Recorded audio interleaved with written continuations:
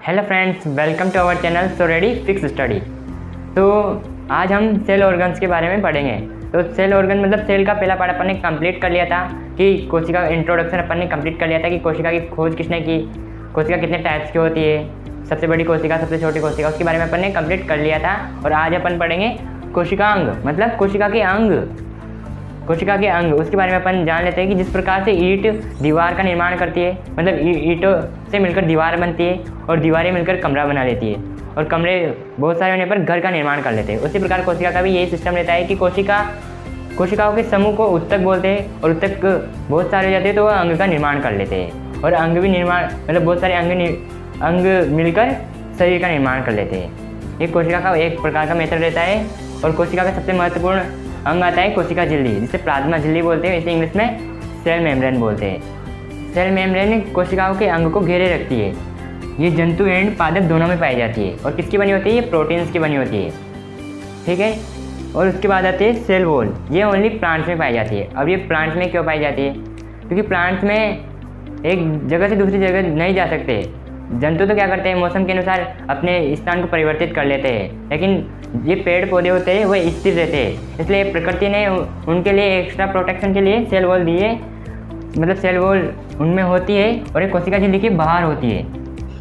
ये हमेशा याद रखना है इस बात को कि कोशिका झिल्ली के बाहर होती है सेल वॉल। और किसकी बनी होती है, ये सेलुलोज की बनी होती है। ये इनको सुरक्षा प्रदान करती है एंड आकार प्रदान करती है। अब सेलुलोज का अपन का मतलब कपास होती है, मतलब ये कपड़े होते हैं ना जिससे अपन सुरक्षा करते हैं। एनिमल्स, जंतु, मनुष्य, मतलब मनुष्य जिन अपनी सुरक्षा कपड़ों से कर लेते हैं। और कपड़े किससे बने होते हैं, कपास के। और कपास में क्या होता है, सेलुलोज। तो सेलुलोज से ही अपनी सुरक्षा कर पाते हैं। कोशिका झिल्ली के बाहर कोशिका भित्ति पाई जाती है और ये कोशिका भित्ति ओनली प्लांट्स में पाई जाती है। और ये प्लांट में क्यों पाई जाती है, ये भी है कि जंतुओं में क्यों नहीं पाई जाती, क्योंकि जंतुओं में इसलिए नहीं पाई जाती कि जंतु तो अपनी सुरक्षा खुद कर लेते हैं। जैसे कि मनुष्य होता है वह अपने कपड़ों से सुरक्षा कर लेता है। कोई जंतु होता है तो मतलब अपने ऊपर कोई ऐसा परिवर्तन हो जिससे वह अनुकूल नहीं हो पा रहा हो तो वो एक स्थान से दूसरे स्थान पर चला जाता है। पर पेड़ पौधे होते हैं वो एक स्थान पर स्थिर रहते हैं। तो उनमें एक्स्ट्रा सुरक्षा करने के लिए ये सेल वॉल पाई जाती है। सेल वॉल जो सेल वॉल होती है वो कोशिका झिल्ली के बाहर पाई जाती है। ओनली ये प्लांट्स में पाई जाती है। ये बात ध्यान रखना आप कि ओनली मतलब केवल पादपों में ही पाई जाती है। और किसकी बनी होती है, ये सेलुलोज की बनी होती है। कोशिका झिल्ली तो बनी होती है प्रोटीन्स की और कोशिका भित्ति बनी होती है सेलुलोज की। और ये सुरक्षा एंड आकार प्रदान करते हैं पेड़ पौधों को। अब कोशिका का आवरण तो हो गया, मतलब कोशिका के बाहर आवरण क्या होता है। अब कोशिका में ऊर्जा की आवश्यकता होगी तो ऊर्जा का निर्माण कौन करेगा, ऊर्जा के निर्माण के लिए भी तो कोई अंग होना चाहिए ना कोशिका के लिए। तो एक कोशिका अंग होता है ऊर्जा का निर्माण करने वाला, माइटोकॉन्ड्रिया। अब उसका हिंदी में नेम बोलते हैं सूत्रकणिका। अब इसकी खोज किसने की थी, इसकी खोज की थी अल्टमैन ने। तो ये ऊर्जा का कार्य किस प्रकार से, मतलब ये ऊर्जा एक प्रकार शोषण का कार्य किस प्रकार से कोशिका में करता है, तो ये शोषण करता है क्रेस्ट साइकिल द्वारा। अब क्रेस्ट साइकिल्स में 38 एटीपी बनते हैं और 38 एटीपी ग्लूकोज के रूप में बनते हैं और ये ऊर्जा कोशिका को देता है जिससे उसे ऊर्जा मिलती है। अब ऊर्जा तो बन गई, अब उसे परिवहन करने का भी कार्य होगा। जैसे कि मैं बोल रहा हूँ तो मेरी ज़बान को ज़्यादा, मतलब मेरी जीभ को ज़्यादा ज़रूरत है ऊर्जा की, ये चलती रहेगी। अब इसकी ऊर्जा खत्म होगी तो इसकी ऊर्जा खत्म होने पर मतलब पैरों में हाथों में जितनी ऊर्जा होगी तो जीभ तक आएगी, तो मतलब मेंटेन रखेगी, ऊर्जा का एक तरह स्तर बना रहेगा। तो परिवहन करने का कौन कार्य कर रहा है, तो परिवहन करने का कौन कार्य करता है, गोल्जी का है। और गोल्जी का की खोज किसने की, कैमिनो गोल्जी ने खोज की, तो इसे कैमिनो गोल्जी के नाम से ही गोल्जी का नाम डाल दिया। अब इस कार्य क्या कर रहा है, परिवहन का कर रहा है। इसका कार्य महत्वपूर्ण याद रखना है कि परिवहन का कार्य करता है। 5th नंबर पे आता है रसदानी, इसे बोलते हैं वैक्यूल्स। ये क्या कार्य करता है, जल को संग्रह करता है। क्या कार्य करता है, जल को संग्रह करता है। और हमारे शरीर में 65% वाटर संग्रह रहता है, स्टोर रहता है ये। अब ऐसा तो नहीं कि पेट में रहेगा, पेट में तो ओनली 1-2 लीटर रहता है, प्रत्येक कोशिका में रहता है वो स्टोर जल, प्रत्येक कोशिका में जल स्टोर रखता है। रसदानी के बाद आता है सेंट्रोसोम, जिसे बोलते हैं तारक काय। तारक काय की खोज की थी बोवेरी नामक वैज्ञानिक ने। अब तारक काय का क्या काम होता है, तारक काय का काम होता है कोशिका विभाजन। अब कोशिका विभाजन मतलब कोशिका का टूटना नहीं होता, एक कोशिका से 2 कोशिकाओं का निर्माण, उसे बोलते हैं कोशिका विभाजन। कोशिका विभाजन मतलब एक कोशिका मतलब टूटकर 2 नई कोशिकाओं का निर्माण कर रही है, तो वो तो पुनर्निर्माण हो गया। तो कोशिका विभाजन पुनर्निर्माण का कार्य करता है तारक काय। अब सबसे ज़्यादा विभाजन कहाँ होता है, सबसे कम कहाँ होता है या नहीं होता, तो सबसे ज़्यादा विभाजन होता है लीवर में। ये लीवर फटाफट अपने कोशिकाओं का निर्माण मतलब बहुत तेज़ी से कोशिकाओं का विभाजन कर लेता है और यहाँ सबसे ज़्यादा, इसलिए यहाँ सबसे ज़्यादा कोशिकाओं का विभाजन होता है। और ब्रेन में कोशिकाओं का विभाजन नहीं होता है। अपन ने पहले बोला था कि हेलमेट लगाओ, वहाँ न्यूरॉन सेल्स पाई जाती है, क्योंकि ब्रेन होता है तो ब्रेन में न्यूरॉन सेल पाई जाती है, क्योंकि वहाँ एक बार लग गए ना तो फिर गए। 6 नंबर पे आता है तारककाय। तारककाय मतलब सेंट्रोसोम। अब सेंट्रोसोम की खोज की थी बोवेरी नामक वैज्ञानिक ने, और इसका क्या कार्य होता है? कोशिका विभाजन का। अब कोशिका विभाजन मतलब एक कोशिका का टूटकर 2 कोशिकाओं का निर्माण, ये नहीं होता। एक कोशिकाओं से 2 नई कोशिकाओं का निर्माण। तो एक कोशिका विभाजन क्या हो गया? एक पुनर्निर्माण हो गया। तो एक पुनर्निर्माण का कार्य कौन करता है? तारककाय।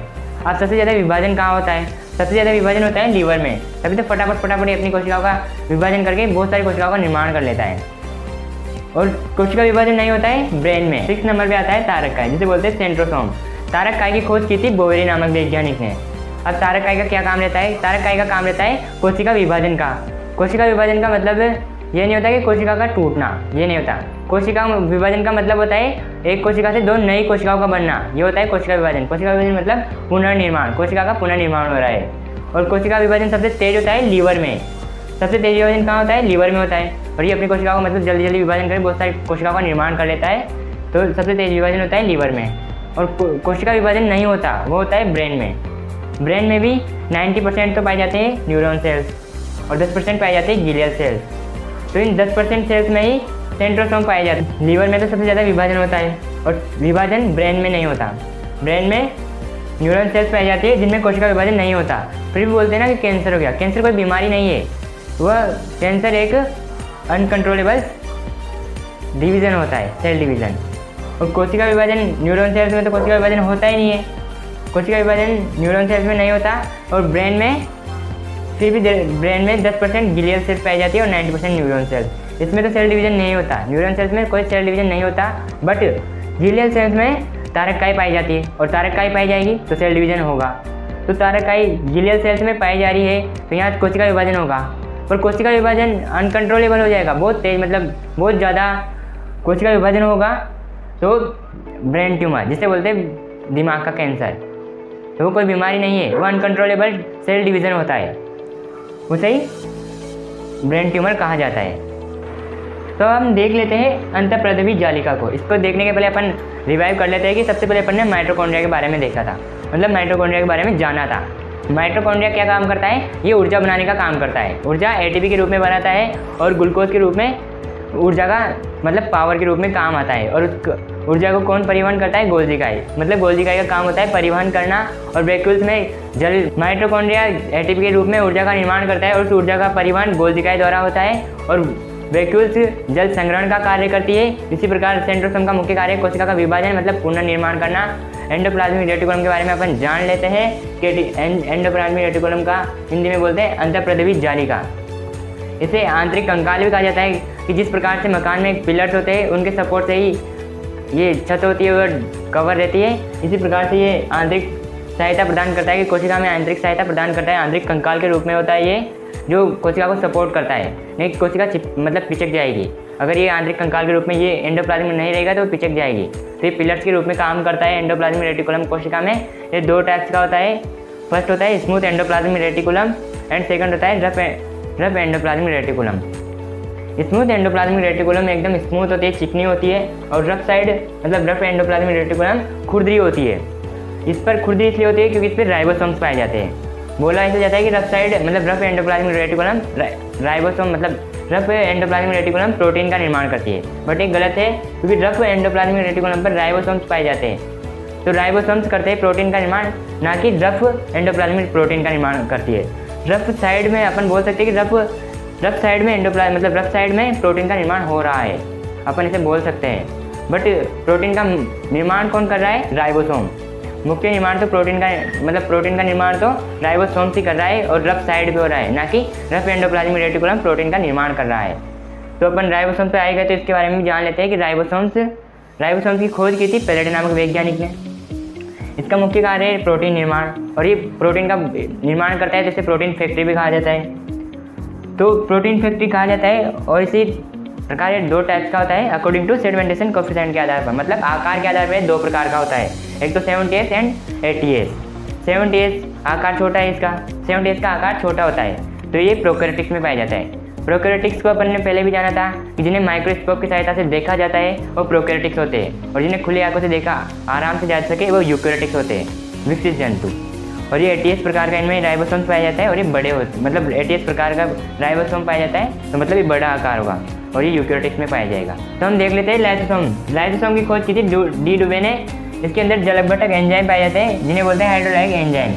और जलकघटक एंजाइम क्या काम करते हैं ये, जिस प्रकार से देखे माइटोकॉन्ड्रिया बोलेगा कि मैं तो नहीं बनाऊँ, ऊर्जा नहीं बना रहा मैं, तो ये क्या करेगा लाइसोसोम इसे अपने पास बुलाएगा और इसकी मतलब इसमें जलकघटक एंजाइम छोड़ देगा, जिससे क्या होगा माइटोकॉन्ड्रिया मर जाएगा और फिर नया माइटोकॉन्ड्रिया बनेगा। तो ये क्या होगा, कोशिकीय पाचन हो गया। अब ये सुसाइड बेग क्यों कहा गया है, मतलब आत्महत्या, मतलब इसे बोलते हैं लाइसोसोम के आत्महत्या की थैली भी कहा जाता है। अब क्यों कहा जाता है कि लाइसोसोम है कि लाइसोसोम जिस प्रकार मतलब गोल्जी का भी नहीं बोल रहा, माइटोकॉन्ड्रिया सब बोल रहे कि हम तो नहीं करें, हम काम ही नहीं कर रहे, सब बोल रहे कि हम मैं भी नहीं करूँ।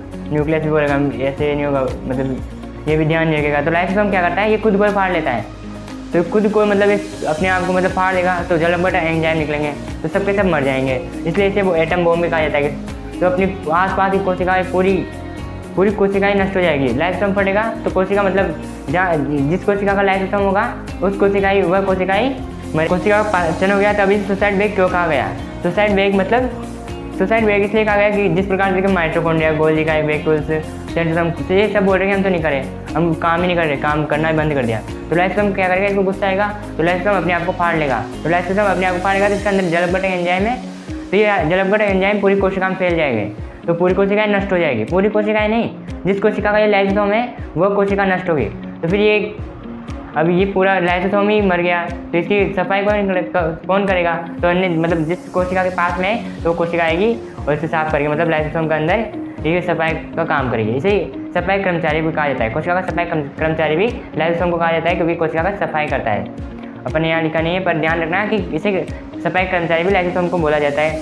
अब हम RBC में देख लेते हैं कि RBC में लाइसोसोम नहीं पाया जाता और इसका जीवन काल होता है 120 दिन, आप सब जानते होंगे। तो RBC में लाइसोसोम नहीं पाया जाता, तो हमारे अंदर एक एक्स्ट्रा में स्प्लीन, मतलब जिसे प्लीहा बोलते हैं, इसे प्लीहा को RBC का कब्रिस्तान भी बोला जाता है, क्योंकि सारा 120 दिन में जितना भी रक्त रेड ब्लड सेल्स जिसे बोलते हैं RBC, ये जितना भी ब्लड बनेगा तो वो स्प्लीन में जाकर इकट्ठा हो जाएगा। हर 120 दिन में RBC का मतलब नई RBC का पुनर्निर्माण होगा, नई रक्त बनेगा और हर वो सारा रक्त स्प्लीन में मतलब प्लीहा में जाएगा, इसलिए इसे बोला था RBC का कब्रिस्तान।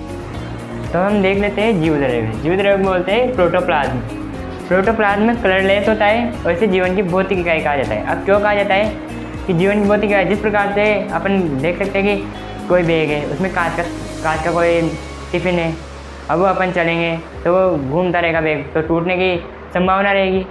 तो और अगर हम उसमें एकदम फिट मतलब पूरे कपड़े वगैरह सब भर के उसमें टिफिन रखेंगे तो उसकी हिलने डुलने की संभावना कम हो जाएगी। इसी प्रकार से सभी कोशिकाएं होते हैं तो उनमें जीवद्रव्य रहेंगे। अगर जीवद्रव्य नहीं है तो जीवन की भौतिक इकाई मतलब जीवन ही नहीं है उनका संभव, जीवन संभव नहीं है अगर उसमें प्रोटोप्लाज्म नहीं हो, जीवद्रव्य ना हो। इसमें प्रोटोप्लाज्म मतलब इस तरह से भरा होगा, इसमें प्रत्येक कोशिकांग मतलब अपनी जगह से हिल ना पाए, इस तरह स्थिर रहे, तो जीवद्रव्य भरा रहेगा इसमें, इसलिए इसे बोला गया है जीवन की भौतिक इकाई। जीवद्रव्य दो पार्ट में डिवाइड किया है, एक तो कोशिका द्रव्य, एक केंद्रक द्रव्य। कोशिका द्रव्य मतलब कोशिका को अपन ने पहले देखा था, कोशिका को साइटो बोला जाता है और द्रव्य मतलब प्लाज्म। यहाँ जीवद्रव्य मतलब प्रोटोप्लाज्म, तो प्लाज्म शब्द किसके लिए यूज हो रहा है, द्रव्य के लिए। तो यहाँ साइटोप्लाज्म तो मतलब कोशिका में भरा हुआ द्रव्य तो साइटोप्लाज्म, एंड केंद्रक द्रव्य मतलब केंद्रक में, जिस प्रकार की कोशिका है ये इसका केंद्रक है। तो कोशिका में तो भरा हुआ ये तो हो गया कोशिका द्रव्य साइटोप्लाज्म, और ये न्यूक्लियस में भरा हुआ ये हो जाएगा केंद्रक द्रव्य, जिसे बोलेंगे अपन न्यूक्लियोप्लाज्म। इस प्रकार से जीवद्रव्य को जीवन की भौतिक इकाई बोला गया है कि अगर द्रव्य इसमें जीवद्रव्य नहीं होता तो इसका जीवन संभव नहीं है, कोशिका नहीं होगी, वह नहीं मानी जाएगी। या फिर अब आता है प्लास्टिड को बोलते हैं लवक। ये ओनली पादपों में पाया जाता है लवक, ये एनिमल्स में नहीं पाया, मतलब एनिमल्स में नहीं पाया जाता है, ये ओनली प्लांट्स में पाया जाता है। अब प्लास्टिड 3 प्रकार के होते हैं, हरित लवक, अवर्णी लवक और वर्णी लवक। हरित लवक मतलब क्लोरोप्लास्ट। अब यहाँ भी प्लास्ट शब्द किसके लिए यूज हो रहा है, लवक के लिए। प्लास्ट शब्द लवक के लिए यूज हो रहा है, हरित मतलब क्लोरोप्लास्ट, अब हरित मतलब हरे रंग का मतलब ये ओनली पत्तियों में हरा रंग होता है, तो ये पत्तियों में, कई बार तनों में भी हरा रंग होता है, तो ये पत्ती और तनों में दोनों में पाया जाता है। और ये क्या काम करता है, भोजन का निर्माण। तो हरा रंग होगा मतलब क्लोरोफिल, तो क्लोरोफिल में भोजन का निर्माण करता है। हरा रंग पत्तियों से, सूर्य की किरणों से, आपको पता हो। अपन इसको डिटेल से प्रकाश संश्लेषण वाले टॉपिक में पूरे पढ़ेंगे। अभी तो अपन ये जानते हैं कि हरित लवक क्लोरोफिल के कारण पत्ती और तनों में पाया जाता है और पत्ती और तनों में भोजन का निर्माण होता है। तो इस प्रकार से पत्ती भोजन का निर्माण करती है। और ये अवर्णी लवक मतलब ल्यूकोप्लास्ट। हम देख लेते हैं प्लास्टिड केवल प्लांट्स में पाया जाता है, मतलब पादपों में पाया जाता है, एनिमल्स में नहीं पाया जाता। ये प्लास्टिड ओनली प्लांट्स में पाया जाता है। ये 3 प्रकार का होता है, हरित लवक, अवर्णी लवक और वर्णित लवक। हरित लवक को बोलते हैं क्लोरोप्लास्ट। प्लास्ट मतलब लवक, प्लास्ट किसके लिए यूज हो रहा है, लवक के लिए। क्लोरोप्लास्ट हरित लवक का मतलब नाम से ही पता चल रहा है कि हरित मतलब हरे रंग का होगा। हरे रंग किसका होता है, प्लांट्स में पत्तियों का होता है, कई बार तनों में भी देखा जाता है। तो ये हरा रंग होता है और क्लोरोफिल सूर्य किरणों से अपना भोजन निर्माण कर रहा है। तो हरित लवक क्या कार्य कर रहा है, भोजन निर्माण का। सेकंड आता है अवर्णित लवक मतलब ल्यूकोप्लास्ट। ये ल्यूकोप्लास्ट अवर्णी लवक, तो नाम से पता चल रहा है इसका भी अवर्णी, इसमें वर्ण नहीं हो मतलब कलरलेस हो, ये भी वह अवर्णित लवक। ये जैसे कि जल और कलरलेस होते हैं। और ये क्या कार्य करता है, भोजन संग्रहण का कार्य करता है। जैसे कि भोजन का निर्माण हुआ, तो निर्माण होने के बाद स्टोर करना जरूरी है ना उसका, तो भोजन निर्माण होने के बाद ल्यूकोप्लास्ट क्या कार्य करता है, भोजन संग्रहण का कार्य करता है। थर्ड नंबर पे आता है वर्णित लवक, जिसे बोलते हैं क्रोमोप्लास्ट। वर्णित लवक मतलब कलर, रंग प्रदान करने का कार्य, नाम से पता चल रहा है वर्णित मतलब कलरफुल हो, तो मतलब ये रंग प्रदान करने का कार्य करता है। जिस प्रकार गाजर में रंग केरोटीन के कारण होता है। जेंटोफिल पीला रंग व्यक्त करता है और केरोटीन गाजर में व्यक्त करता है। गाजर में केरोटीन पाया जाता है, जिसके कारण वह गुलाबी कलर की दिखाई देती है। और जेंटोफिल पीला रंग का रंग प्रदान करता है, जैसे आप आम में देख सकते हो पीला। तो गाइस अपन ने सेल पार्ट कंप्लीट कर लिया है। तो अपन ने कोशिका का फर्स्ट पार्ट बना चुके हैं। अपन ने कोशिका के फर्स्ट पार्ट में अपन ने कोशिका के इंट्रोडक्शन के बारे में जाना था और सेकंड पार्ट में अपन ने सेल ऑर्गन जान लिए हैं। तो कोशिका का फर्स्ट पार्ट देखेंगे, उसके बाद ही सेकंड पार्ट देखना, क्योंकि सेकंड पार्ट आपको फर्स्ट पार्ट नहीं देखोगे जहाँ तक समझ में नहीं आएगा। इसलिए इसके पहले फर्स्ट पार्ट देखें, उसके बाद सेकंड पार्ट देखें, उसके बाद ही आपको ये समझ में आएगी। हम पार्ट 1 कोशिका का पहले ही बना चुके हैं, आप उस पर आई बटन पे आपको वो वीडियो मिल जाएगा। तो आप प्लीज़ ये पार्ट 1 पार्ट 2 दोनों देखिए, उनके नोट्स बनाएं ताकि आपके काम आ सके। अगर आपको पढ़ना हो तो आप नोट्स में से आराम से पढ़ सकते हैं प्लीज़। और इस दोनों वीडियो को शेयर कीजिए आपके व्हाट्सएप ग्रुप्स पे, इंस्टा ग्रुप्स पे आप इन्हें शेयर कर सकते हो। वीडियो देखने के लिए धन्यवाद। Thanks for watching.